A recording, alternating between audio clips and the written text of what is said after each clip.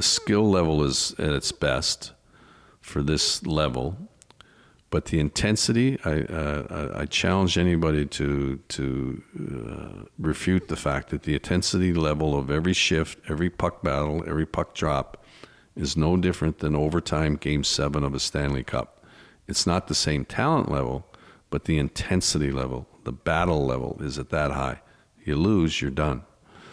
And in that very first year, Calgary, who was third seed, played at 2 o'clock on a Thursday afternoon. At 4 o'clock, they were done. They were out of the tournament. They'd come all the way from Calgary and played one game. Third best team in the country.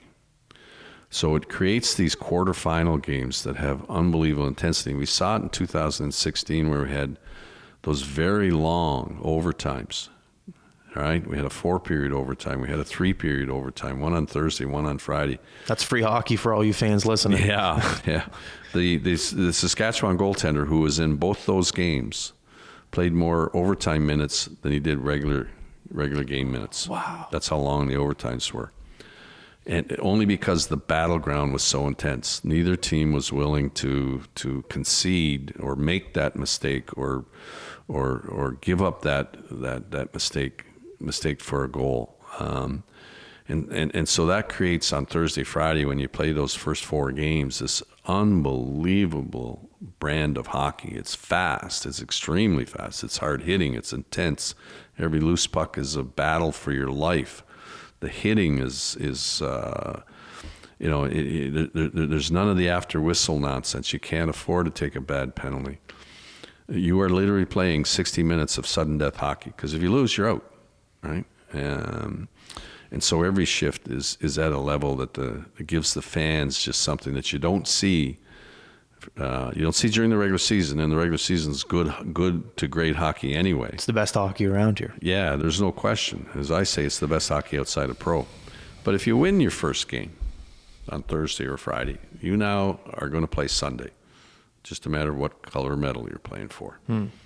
So it creates this cluster of games, these 4 games on Thursday, Friday that are just so amazingly intense. I keep saying that word, but there's no other way to describe it. The action, the speed, the skill, the battle, the hitting, the lack of any kind of real nonsense after whistles, right? It is just fast-paced, good hockey.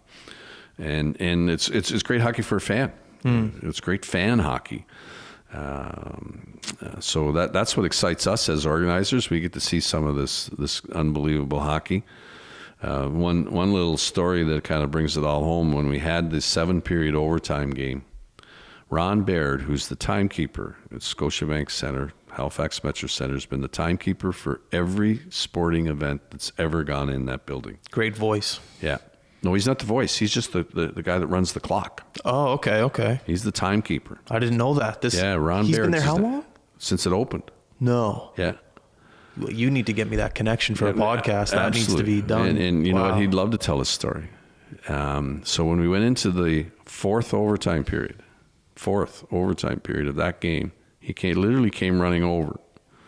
They were on break, obviously, at the end of the third overtime period, and I was underneath the stands there. He came running over to me because he wanted to tell me, in all his time at Halifax Metro Centre, Scotiabank Centre, he'd never put a 7 up on the scoreboard.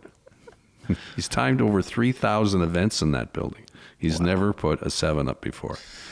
That's crazy. We're hoping he puts a 7 up again this year, because that really creates exciting hockey. That's awesome. Yeah. Well, I remember going to the practice the other day. The guys were excited. They look forward to going to this tournament and. Well, you see it when you're hosts like this at Acadia. And now that St. Mary's has a chance to play in, UNB's in. You have 4th-year players that make a decision to come back for their 5th year because they have a chance to play in a national championship. I look at Rapace at St. Mary's. They still got to play their way through a very good UDM team. But he's back for his 5th year because he could sense that they were that close. It would be in Halifax. It would be in the big stage, the bright lights. It'd be a great way to go out, right? Mm-hmm.